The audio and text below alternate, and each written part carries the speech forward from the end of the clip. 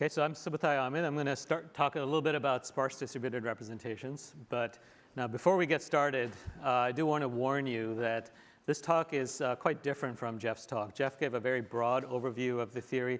I'm going to go fairly deep into one particular area. And just fair warning that there is going to be some parts of math in there, a little bit of math in there. Now, you don't really need to understand the math to understand the gist of it, but we felt it's important to go through some of the math because we're trying to come up with some rigorous ways of understanding the behavior of cortical systems. So just fair warning, there is going to be a little bit of math there. I know for some of you that's not really your thing, and so if you want to take this opportunity and go outside and make math jokes, then I will not be upset. So, okay. How many of you get this? Okay. All right, so our goal at Numenta is to try to understand the computational principles of the cortex and then to build intelligent systems based on those principles. And it's useful sometimes when we do that to look at things from a computer science perspective. So what I'm going to try to do is share with you some of the progress we've made in understanding one particular part of it, which is how information is represented through sparse distributed representations and how it's used throughout the system. Okay? So before I really get into the details, I want to discuss a little bit about the role of sparse distributed representations. Where are they used? How are they used? Well, it turns out they're pretty much used everywhere in cortex. And just to give you a flavor for that, I'm going to walk you through one simple example. So let's say you're playing a musical instrument. Okay, as you're playing, your auditory system is listening to the musical notes, and in your auditory cortex, a small percentage of the neurons at any point in time are responding to the particular frequencies that are being played. They're highly tuned to specific frequencies. The rest of the neurons at any point in time are silent. So there's a sparse pattern of activity that's representing the sound that's coming in through your ears. Similarly, in the visual system, there are neurons that are responding to specific spatial frequency patterns and colors and so on, and there's a small percentage of the neurons in a visual system are active at any point in time, and there's a sparse pattern of activity that's representing the visual scene. And indeed, all of your sensor areas are representing the sensor information that's coming at any point in time as multiple sparse distributed representations. Now let's look at the other end of the cortex. Your frontal cortex is involved in planning, and it might be involved in planning what piece of music you're playing or how you're playing it or the tenor and so on. And so it's creating a plan, and that plan is represented as sparse distributed representations, and those are fed back into lower level systems which are then executing that plan.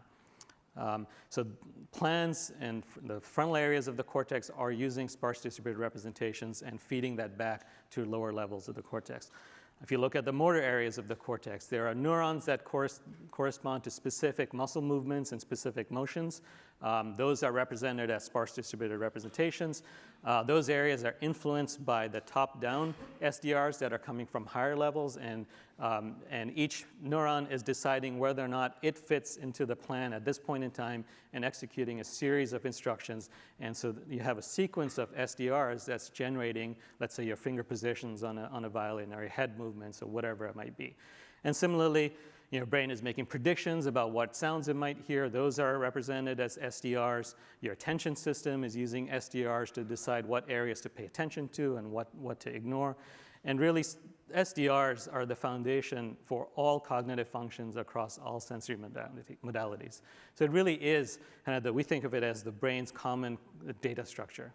And so what we'd like to do is to try to understand this data structure, analyze it, and maybe this can help provide a more rigorous foundation for understanding cortical computing.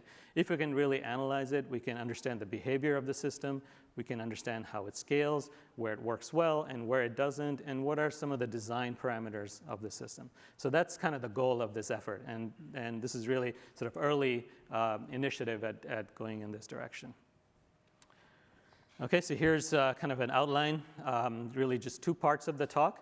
I'm going to spend a little bit of time on kind of the basics of SDRs and sparse distributed representations, and then I'm going to go through a list of fundamental properties that we can derive based on what we know from the neuroscience and from math. And I'm going to talk about things like error bounds and scaling laws and so on.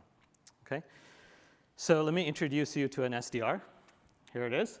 So this video loop was created in Professor Hassan's lab. What it shows is, it shows basically a patch of cortex in mouse cortex. And each individual light there is a single neuron that's firing at a particular point in time. And what's really amazing about this video is that this was recorded while the mouse was performing complex cognitive tasks. So this is not from an anesthetized animal, this is from an awake animal performing complex tasks. So your brain, right now, as you're listening to this speech, if you were to poke inside it, looks like this. So these flashing lights, this is the language of the brain. Okay, so I'm going to go through and list some basic attributes of SDRs, what we know from the neuroscience. Okay, so the most basic thing is at any point in time, there's just a small number of neurons that are firing. Okay, there's just a few of these bright lights. At the same time, there's a lot of black space here. There's actually a very large number of neurons that could potentially be firing at any point in time. Okay, but only a small percentage are firing. So that's where we get the sparsity, and the underlying dimensionality is actually very large. Every cell here represents something and has some semantic meaning. We know that neurons in cortex tend to be fairly highly tuned to specific patterns, and so every point in there actually has some meaning. It's not some random bit that's coming on. And at the same time, no cell is critical. You can destroy a good percentage of these cells and the system will work just fine. And in fact, the information is distributed across the cells. So you might have a cell that's focused on a particular orientation of an edge, and you'll have other cells that overlap with it that respond maybe not as tightly to that particular orientation, but to some other orientation. So the information in cells is distributed, and no single cell is critical. So that's a very important property of SDRs. Every neuron, we know from the anatomy, only connects to a subset of other neurons. We do not have full connectivity between neurons anywhere in the brain. And this imposes certain constraints on the system, and the operations that you do on SDRs have to follow this constraint. We also know from neuroscience that whatever the data structure is, it has to enable extremely fast computation. The cortex can recognize amazingly complex objects in a very small number of steps. Sometimes as small as 20 or 25 steps, it can recognize faces and animals and so on. So that is whatever the data structure is, there's not that much room for a lot of iteration and so on. It has to work very fast. So the data structure has to enable very efficient computation. And the last property is that SDRs are by and large binary.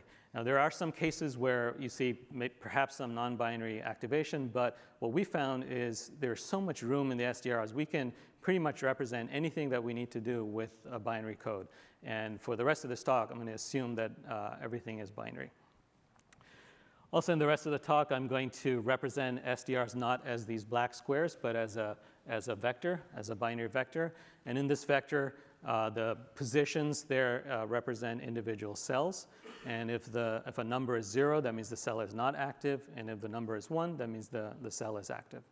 Okay, so we're going to look at binary vectors that look like this. Okay, let's look at a single neuron. How does a neuron operate on SDRs? Well, every cortical neuron gets a number of different SDRs as input. And Jeff went through some of this in his talk. We have SDRs that are coming from above. We have feedback SDRs. We have context SDRs, whether it's temporal context or other context. And we have bottom-up sensory SDRs. So we have each neuron is getting a bunch of these SDRs coming into it. And at the end of the day, each neuron then represents one bit in some output SDR that the rest of the system is going to see. Okay, so it gets a bunch of different input SDRs, and it's going to output one bit in this vector. Let's look at this in a little more detail. On the left, you have the pyramidal cell neuron, and on the right, we have our model neuron. Again, Jeff went into this in some detail. I'm going to look at just two aspects of this. First, we have the distal dendritic dendrites. They are getting the feedback SDR and the context SDR into it. And in our model neuron, they're represented with those blue synapses there. And we tend to have hundreds, 100 to 200 of these distal dendritic segments. Now, in the brain, each of these segments are actually fairly independent of each other. And each segment is detecting a particular unique SDR using a threshold operation.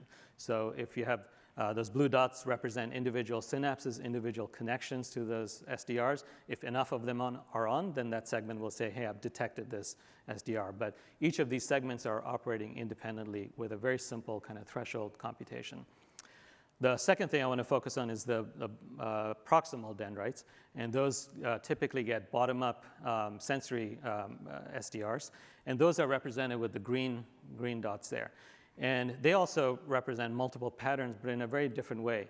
The proximal segments represent dozens of separate patterns in a single segment. So here we have a bunch of SDRs that are kind of smushed together into one segment, and somehow it's able to recognize each one independently. Okay, and so these two basic types of operations I will go into in more depth later. And again, in both cases, each synapse here corresponds to one bit in some incoming high-dimensional SDR that is the input to the neuron, and then the neuron is going to output one bit in some output SDR. Okay? So what are some of the properties that we want to go over? First, we're going to talk about capacity and show that SDRs have extremely high capacity. Second, I'm going to talk about how we can recognize patterns in the presence of noise. How well can we do that? What are the bounds of that? We're going to show that SDRs are very robust to random deletion, so you can delete synapses, neurons, and so on, and it can still perform very well. I'm going to show how, I'm going to talk in detail about a particular property that I find very fascinating, which is that you can actually represent a dynamic set of patterns in a single fixed structure. And this is part of what's going on in the proximal dendrite that I mentioned, but it's also going on in other parts of the system. And this is a really interesting property of SDRs that I don't think we see with other fixed representations. And lastly, I'm going to talk a little bit about the efficiency of it and show that SDRs really promote very efficient computation. Okay, so we're going to go through some of these in detail. Let's discuss a little bit of notation here. So I'm going to represent an SDR vector as a vector with n binary values. So where each bit represents the activity of a single neuron. Okay, so I've shown an example there, x.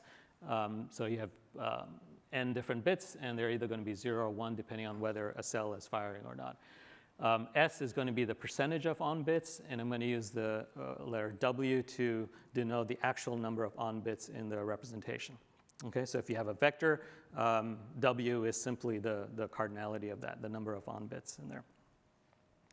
Okay, and here's an example. I have two different SDR vectors. In this case, n is 40, so there are 40 total elements in each one. There's 10% sparsity, so you have about 4 bits on at any point in time. So that's a pretty small SDR vector. Typically, in our implementation, we use much larger numbers, and these correspond much more closely to the numbers you see in a layer in biology. So we typically use n. The value of n is somewhere between 2,000 and 65,000, somewhere in that range. So these are pretty high-dimensional vectors. Sparsity that we work with tend to be anywhere from about 0.05% when n is really high, all the way to about 2%, maybe 4%, somewhere in that range. And the value of W that we typically use is around 40. Okay, so and it turns out that there's a reason for these numbers, which comes out of the math there. Okay, so first let's talk about capacity. This is fairly straightforward. So the number of unique patterns that can be represented in a vector is simply n choose W. There are W on bits out of a possible n bits. Now, this is a lot smaller than 2 to the n, which is what you would get if you had a dense representation. But this is far more than any reasonable need you might have. So for example, in the range that we're dealing with of, let's say, n of 2048 and W of 40, the number of unique patterns is actually 10 to the 84th, or greater than that, which is way, way, way greater than the number of atoms in the universe. So it's worth pointing this out because people have been concerned, if you have a sparse representation, maybe you're losing something. But there's actually tremendous room in there to represent really rich concepts. Okay. Similarly, if you took two random vectors, the chance that they're actually identical is basically 0. Okay, it's 1 over that number. So it's extremely unlikely that if you were to pick two random SDR vectors that they're going to be the same. Okay, so that's capacity. I'm going to talk a little bit detail about how well we can recognize patterns in the presence of noise. And I'm going to need to develop a few concepts along the way. So first of all, we're going to talk about similarity metrics. So if you talk about recognizing patterns, you want to know when two patterns are similar to one another. And if they're similar enough, then you say that you recognize it. And with SDRs, we don't use typical vector similarities. So neurons cannot compute Euclidean distance or Hamming distance, anything like that. That actually requires full connectivity between layers, and we just don't see that. The similarity metric we're going to use is called the overlap metric. So the overlap is simply looking at the number of bits you have in common. And you can think about this as sort of the opposite of Hamming distance. Hamming distance is how many bits are different. Here, we're only concerned about the shared bits here. And this requires very minimal connectivity. If you have a vector with 40 on bits, you only need to look for those 40 bits in any other target SDR. Okay, you don't care about the rest of the bits, so it can be very efficient. And mathematically, you just take the AND of two vectors and then compute the length. That gives you the overlap. Okay, we can also define a match. So we say we detect a match between two vectors if they're close enough. So basically, if their overlap between two vectors is within some threshold, then we say they match. Okay. So here's an example. Here's our two friends again, X and Y. And in this case, there are 3 positions where the bits overlap. And so we say that they have an overlap of 3, and so they match if the threshold theta is 3. Okay, they would not match if the threshold was 4. Okay, so how accurately can we match with noise? To kind of build this up, consider this diagram here. This circle shows the space of all possible SDR vectors, and we want to match some other candidate vector against a specific set of m stored vectors here. So each of these dots is a particular vector that we want to match against, and we would like to match them in the presence of noise. So in the case of SDRs, each bit has semantic meaning. We know that we never get the same input twice, but as long as the input is similar, the bits are going to be shared. And there's going to be a high overlap between them. So what we care about is how well do two SDRs overlap there. So the way you can do that is you basically decrease the threshold, theta. And as you decrease the match threshold, you can see that the white space around each vector increases. This is the set of vectors that match given this threshold. So as you decrease the threshold, you become more and more robust to noise. You're going to allow more and more patterns matching against that candidate pattern. Of course, you don't get anything for free. As you do that, you also increase the chance of false positives. As the white area grows, there's a much higher chance that it's going to overlap with some other vector that is not coming from the source that you're interested in. Okay, so we're interested in this trade-off. What is the size of the white space versus the size of the gray space? Okay, so it turns out you can actually calculate this, and we can do this using something called the overlap set. So how many vectors match as you decrease the threshold? Okay, so we define the overlap set of X to be the set of vectors with exactly B bits of overlap with X. And in order to do a match, let's say you have W of 40 and your threshold is 30, you can see how many vectors you have that have exactly 30 bits of overlap, how many vectors have exactly 31 bits, 32 bits, and so on, and you add them together and you get the size of the white space. Okay, so how many vectors have exactly B bits of overlap with X? It turns out this is the equation for that, and basically there are 2 components to that. On the left-hand side, you have the number of subsets of X with exactly B bits on. So let's say you have 40 bits that are on, and you're looking to see how many vectors are there that have 33 bits. So that's going to be 40, choose 33. And then in the second component of this is how many patterns you have with W minus B bits in the rest of the representation. Okay? So for each vector with exactly B bits on, you're going to have a number of other patterns that have W minus B bits on. Okay, and the product of that gives you the total number of vectors that have exactly B bits of overlap with X. And then the error bound is simply going to be now the ratio of the white space to the gray space. So you look at all the, if you look at B all the way from theta to W, you add them all up, that gives you the white space, and you divide by the gray space, which is and choose W. And so if you have a single stored pattern and you pick a random other pattern, the probability of getting a false positive is given by this equation. Okay? Now, if you have M stored patterns, you can get a pretty tight upper bound just by adding all of this up. So if you look at the union of all of the white space in the diagram, that gives you the total amount of, in all the other vectors, that gives you the total number of possible false positives, and then divide again by the and choose W, and that gives you the probability of a false positive.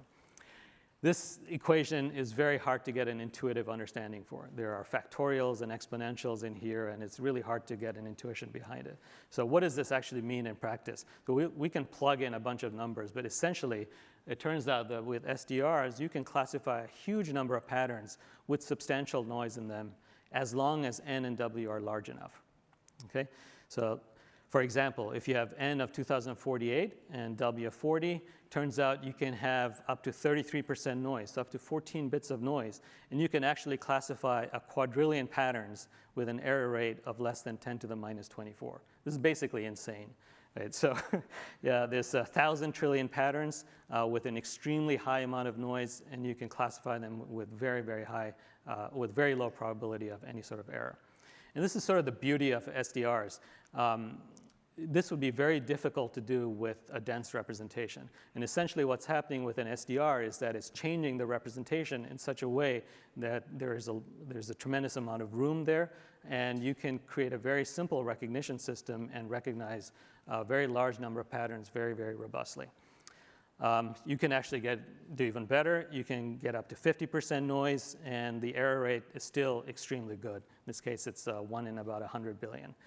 So you can classify, again, a very large number of patterns with a lot of noise with a very low error rate. Now, it turns out, again, from the math, this only works if N and W are both large enough. So as an example, if you take N of 64 and W of 12, you can take the same percentage of noise, which is about 4 bits in this case. In this case, you can only classify about 10 patterns, and the error rate is 0.04%. You're in a very dramatically different regime when you're when you have these small numbers. So you really need the numbers to be large enough to get into this really nice regime where you can classify things extremely robustly. Okay? So this gives us a lot of guidance as we design our systems into how we set the parameters to be in this regime where we get very accurate classification. Okay, we can also learn a little bit about neurons from here. And it turns out that neurons are actually extremely robust pattern recognizers. We talked about the distal dendritic segments. They essentially do this match operation. So they're looking at an overlap. So each segment is looking at an overlap with the input SDR. If the overlap is above some threshold, the segment says it's detected that pattern. And so we can understand that neurons are extremely robust pattern recognition systems. From the math, it's also interesting that the numbers in the math actually correspond really nicely to the numbers we see in neuroscience. So the math, it says, you need to have, W has to be about, a dozen, 2 dozen before you get into this nice range. And it turns out that distal dendritic segments, you see about a few dozen synapses in each segment. And it's really nice that there's a very nice correspondence there between the theory and what we see in biology. And I think there's a good rationale for that. Again, you need a high enough W in order to get high accuracy. You can also have now tens of thousands of these neurons arranged in a network looking at the same input SDR, such as the feedback SDR or context SDR or whatever it might be, and very robustly picking up very subtle patterns in there. Again, the capacity for doing this is huge, and you have extremely robust recognition as long as you're in the right regime of numbers. Okay? So SDRs give us the capability to recognize a very large number of patterns with very high noise. Let's talk a little bit about random deletions as well. Turns out this is actually very similar to the previous case. So SDRs are very robust to random deletions. And we know in cortex that bits in an SDR can just disappear. So individual synapses are very unreliable. Neurons can die. In fact, a whole patch of cortex can be damaged, and we know the whole system can recover and work just fine. And the analysis for this, I'm not going to get into it here, is actually very similar to the noise case. We're just it's just a different type of noise in there. And the same basic math applies, and it turns out that SDRs can handle fairly significant random failures. And to the extent that we're using good SDRs everywhere in the system, failures can be tolerated in any part of the system.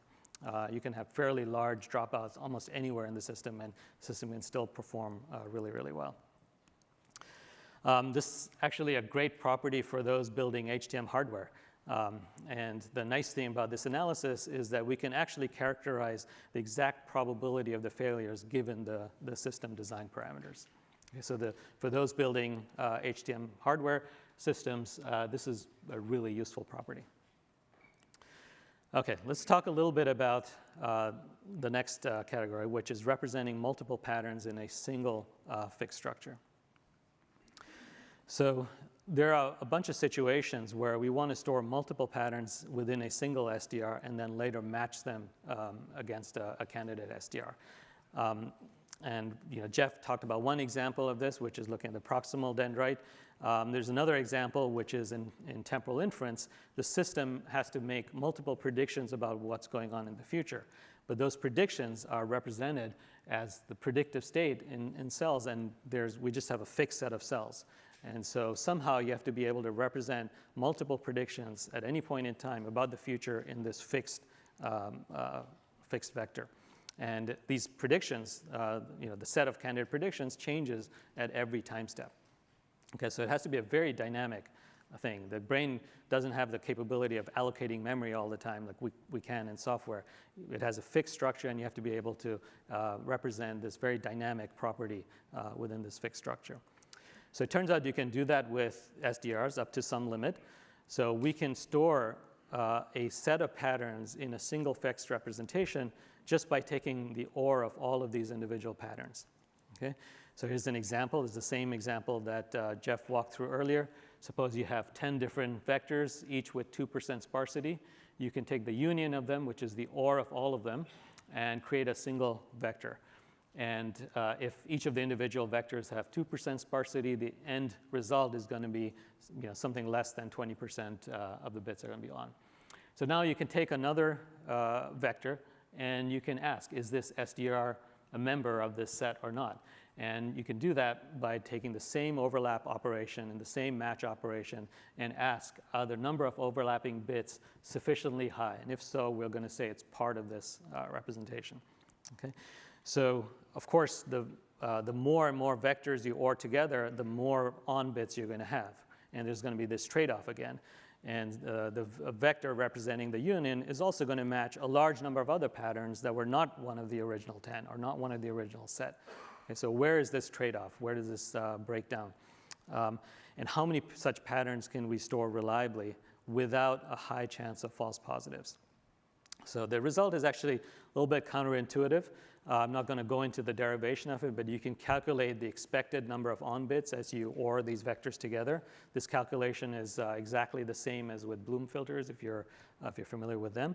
So you can calculate that. So now you have an expected number of on bits in the union in the union vector, and you can then plug that into the previous equation that we had, and you can actually calculate exactly the chance of a false positive. Without going into the details again, what does this mean in practice? So it turns out you can form reliable unions of a pretty reasonable number of patterns, again, assuming a large enough value of n and w. So some examples. If you have n equals 2048 and a w of 40, it turns out that you can actually take the union of 50 patterns and have about a 1 in a billion chance of false positives. This is not intuitive. Each pattern here has 2% sparsity, but you can actually OR together 50 of them, and intuitively you might think, oh, well, that means all the bits are going to be saturated, but that's not true. As you OR each pattern in there, there's an increasing likelihood that there's bits that are shared with some of the other bits that are already on. And actually, if you OR 50 of them together, it turns out only about 60% of the bits are actually on. There's 40% are off. And so in order for another random vector to match that, all of the on bits in that other vector have to be within that 60%. And the chance of that is actually very low. And so that's how we get, that's the intuition behind why this error is as low as it is. Okay? But again, you need a large enough n and a large enough w to do this. If you have n of 512 and a w of 10, you get a much, much higher error rate. Again, you have 2% sparsity, but if you take 50 patterns and union them together, you get a pretty high error rate of 0.9%. So again, the analysis points us towards having a high dimensionality and a reasonably high number of on bits in the system. Okay. Those were the main properties I want to talk about. The last thing I want to touch on is the efficiency of the system. And it turns out that SDRs enable extremely efficient operations. So in Cortex, we know that complex operations are carried out very rapidly. The visual system can perform extremely complex object recognition in something like 100 to 150 milliseconds. If you assume that each neuron can fire at most once every 5 milliseconds, then there's something like 20 to 30 computational steps in order to recognize a face or a person or an animal or anything like that. So the number of operations has to be extremely fast. There's no real time for loops or optimization steps and so on. So even though SDR vectors are large, all of the operations I've talked about are actually O of W. It's O of the number of, it depends on the number of on bits, not on the underlying size of the vector. This would not be true if you were using Euclidean distance or Hamming distance. In those cases, you need to look at the entire vector. But with the overlap operation, you just need to look at a small number of on bits, and that can be done extremely efficiently. Similarly, matching a pattern against a dynamic list, like the union, is also O of W. Only care about the number of on bits. And in this case, it's not the number of on bits in the union vector. It's not the 60% of bits that are on. You just care about the number of on bits in the vector that you're testing. So if your vector has 40 on bits and your union vector has 1,000 on bits, it doesn't matter. It's all you need to do is check those 40 bits. So you can do this again extremely fast. And this is, I think, key. This is really what enables those tiny dendritic segments to become really robust pattern recognition systems. There's not that much room for computation in those segments. And so because of the nature of the overlap operation and the nature of SDRs, you can actually get extremely robust recognition with very, very little computation. And we exploit this in our software as well. All of our software is written so that it's all dependent on it's really dependent on the number of on bits. And on my laptop, you can easily simulate something like 200,000 neurons at 25 to 50 hertz on an 8-core laptop. So you can, thanks to these operations, you can actually, they're amenable to extremely fast computation. Okay, so that's the main stuff I wanted to talk about. Just in summary, SDRs are the common data structure in the cortex. SDRs enable very flexible recognition systems that have very high capacity and are robust to a very large amount of noise. The union property allows a fixed representation to encode a dynamically changing set of patterns in a very robust way. And although we're just getting started in this kind of analysis, the hope is that this kind of analysis will provide a principal foundation for characterizing the behavior of HTM learning systems and then perhaps all cognitive function as well. We think that this is kind of the basis. If you want to understand the system, you have to understand how the data structure works, and that's going to give you bounds and scaling laws and tell you where things work well and where they don't. So this is a start at having a much more principled foundation behind the theory. And lastly, I didn't really mention other work in the talk per se, but over the last 15 to 20 years, there's been a fair amount of work in understanding sparse codes and sparse representations. And I'm just picking out sort of 3 bodies of work here that have been influential to us. And Kanerva's work on sparse memory, Bruno's work on sparse coding, and then the math behind Bloom filters is actually very relevant to the stuff we're doing. Okay, thank you.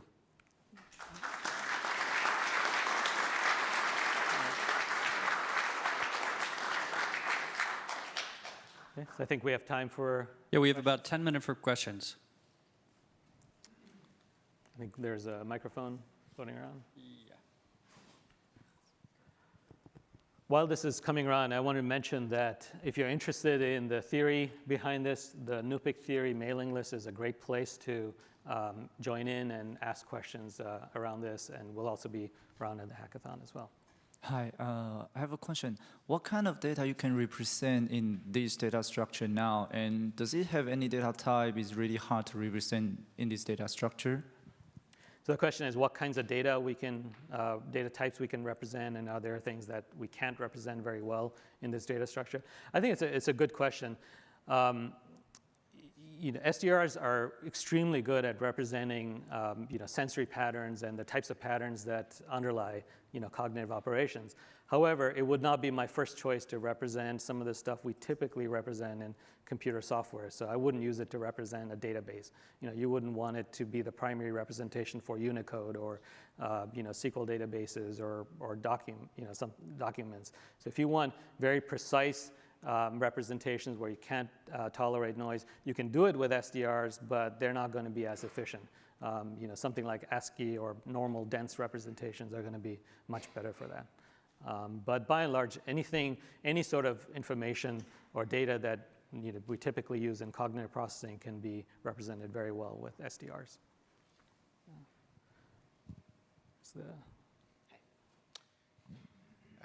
Yeah, I have a question which made me a bit confused. So actually you said that we have a structure for connectivity, right? So we don't connect every neuron to everybody else, right? That's right, yeah. So how this is represented, how is it learned? I mean, and also all the math you showed, I mean, it's assuming random ones, right? So if you have structure in connectivities, that doesn't hold anymore, right? I mean, you don't have... Yeah, so there are a couple of questions in there, right? Yeah. So one is that we don't connect to all of the neurons, so how does it learn? And in biology, the way this happens is that each segment connects to a particular set of neurons, but there are a bunch of other connections that are kind of nearby. And Jeff talked about the growth of synapses, and it turns out, if an axon is firing and it's correlated with a cell that's firing that's nearby, you will eventually grow a synapse, and you will. So there's a bunch of potential connections that are nearby. Okay, but it is not anywhere near full connectivity. And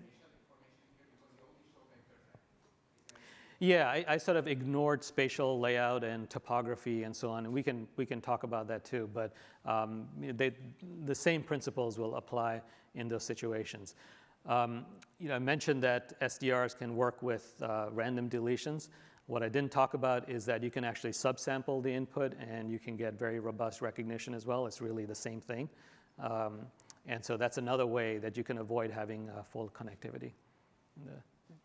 Okay. And I think the second question was, you mentioned that I assumed all randomness and no structure as well. Right? So this analysis did assume that everything is uniformly random.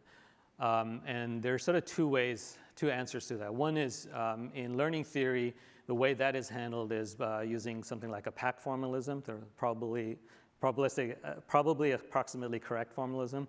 So there you incorporate the distribution of the patterns into your analysis. And I think the results will come out very similar if you do that. The other side of the coin is actually, one way to think about it is maybe it's the job of the learning rule to come up with representations that actually randomize the data and make things more independent. And if you look at the Hebbian learning rule, it's known that if you just analyze that, it actually ends up picking the first principal component. And if you have a bunch of cells that are connected with inhibition, it tends to pick up orthogonal components. And so the Hebb learning rule actually helps kind of make things more independent. So there's sort of two different answers that I think essentially you'll get back to the same intuitive results that I presented here.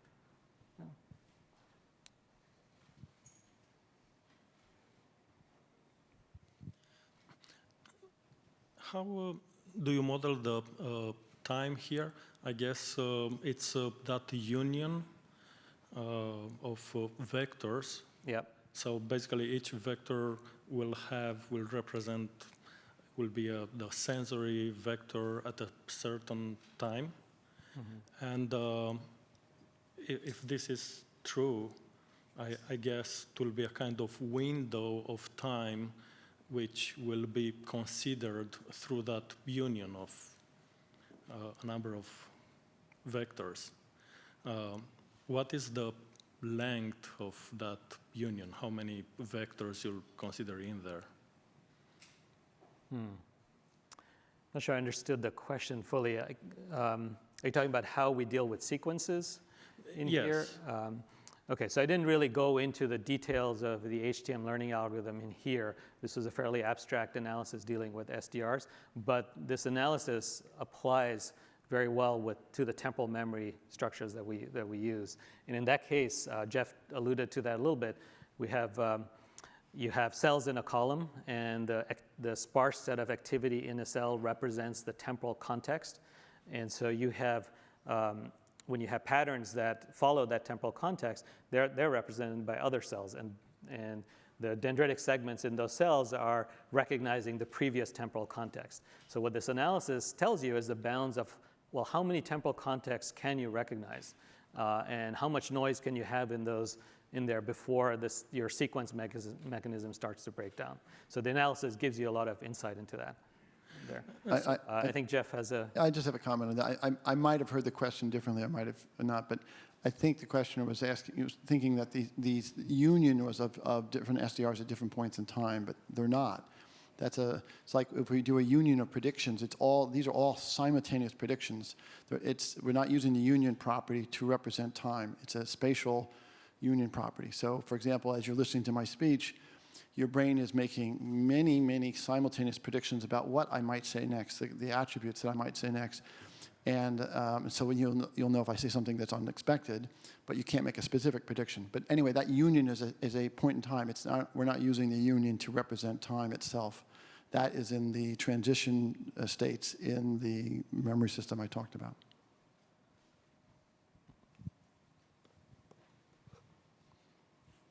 I think we have time for one last question. Thank you. So what is the methodology that you use to convert an SDR back to the original data raw representation to either detect an anomaly score or make a prediction? Okay, so the question is, how do we take an SDR and convert it back how do you to... basically go back, and what excess information do you need? Because I'm guessing you can't just do that based on what the SDR says, right? Yeah, and in NUPIC, it's a fairly straightforward thing. So we have a process for taking arbitrary data and encoding it into an SDR, and then we feed it into the HTM system. At the end of the day, what we do is we have something we call a classifier that maintains a mapping of SDRs to actual values, and we go through the classifier there to recover the actual, let's say, the predicted value, whatever. So it's sort of handled outside of the cortical theory as well. So we have a process for encoding things into SDR, and then we have a process for decoding them back in different contexts, back to the original value. But internal to the HTM, no matter how many regions or layers you have, the language is all SDRs. The encoding and decoding is just for interfacing with the rest of the world.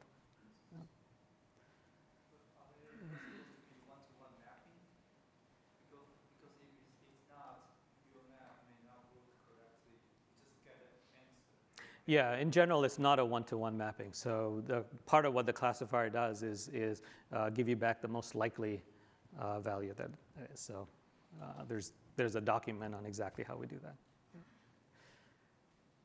Anything else? We have one more question. Yeah. Oh, so you have these big vectors and so on, and they generate others. So presumably, things aren't recorded in the brain at any one time. It takes many repetitions. So you have to kind of model the fact that things are remembered after many repetitions of the same vector. Is that the proper view? Because there's short-term memory, long-term memory in the brain, and Yeah, so this is sort of the job of the learning algorithm. And so when I showed you those synapses, it takes multiple repetitions before those synapses are connected. So that's one way that learning happens. We also have this dynamic state, which is the predictive state of the system. And so you can represent information dynamically, and you can carry information from through a sequence without it becoming permanent as well. Yeah. Is it on? There we go. I'll just add a little bit to that too. In biology, what we have in the HCM theory is we have a learning rate, which is sort of a rate that's applied to a sort of Hebbian process to the growth of the synapses. And so we can set that rate to make it so you take three iterations or 4 iterations or whatever you want to become a synapse that's useful. We can also make it learn very rapidly. We can say we can learn in one presentation. We just make the threshold, we make sure that the synapse gets over its threshold in one step. There's some equivalent to this in the brain. There are different modulators in brains which make you learn quickly or not learn. So that's well understood. For example, dopamine is something that makes you lay down memories much faster. So the real learning algorithms in biology are much more complex with an infusion of various different neuromodulators. We have a fairly simple version of it, but it could be made more complex if you wanted to. So we typically just pick a learning rate and just stick with it, but brains modulate that learning rate. Okay, thank you.